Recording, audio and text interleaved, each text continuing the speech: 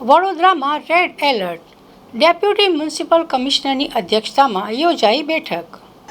હવામાન વિભાગની રેડ એલર્ટની ચેતવણી બાદ વડોદરા મ્યુનિસિપલ કોર્પોરેશન ખાતે એક ઉચ્ચ સ્તરીય બેઠક યોજાઈ હતી.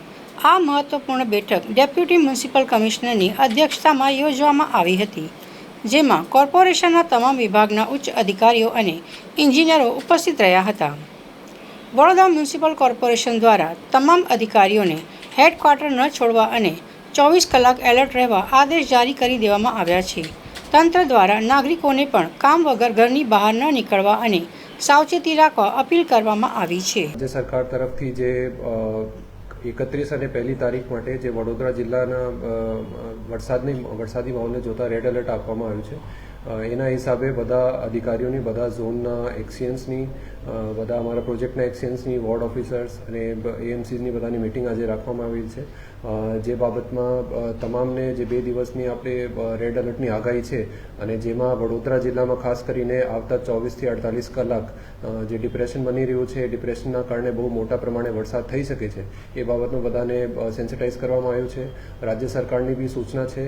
એના માટે અમારી જે તૈયારીઓ છે એની એક સમીક્ષા કરવામાં આવી છે. તૈયારીઓમાં પ્રમાણે આપણે જે શેલ્ટર હાઉસે છે, જે લોકોને કંઈ ખસેડવા પડે એના માટે શું તૈયારીઓ છે, સાથે સાથે જે આપણે મશીનરી છે, રાતમાં કંઈ ડીવોટરિંગ પંપની જરૂર પડે એની સાથે અમારા જે કંટ્રોલ રૂમ જે એક્ટિવેટ કરવાના છે એ એક્ટિવેટેડ છે. એની સાથે સાથે જે ક્યુઆરટી ટીમ્સ અમારી જે એક્ટિવેટેડ છે એનામાં ફરી અમારે જે 24 કલાકની શિફ્ટ જે છે અમે લાસ્ટ વીક જે કર્યું હતું એ પ્રમાણે બધાને તૈયારી રાખવા માટે અમારા તરફથી સૂચના આપવામાં આવી છે. સર, શિક્ષણ અધિકારી પણ હાજર હતા. ટીચર્સ માટે કંઈ ખાસ ડ્યુટી અપાઈ છે? ખાસ તો માનનીય કલેક્ટરશ્રીની જાહેરનામા અનુસાર આપણે આખા વડોદરા જિલ્લામાં શિક્ષણ કાર્ય અને આંગણવાડી સાથે સાથે આઈટીઆઈ અને કોલેજ વર્ક બધું એક કાલ માટે બંધ રાખવામાં આવ્યું છે.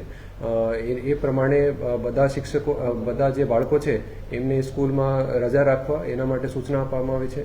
સાથે સાથે મોટાભાગે જે શેલ્ટર અમારે જે ક્યારે કોઈને શિફ્ટ કરવાનું થાય વ્યક્તિઓને, તો શેલ્ટર હાઉસ તરીકે સ્કૂલોને યુઝ કરવાનું થાય છે.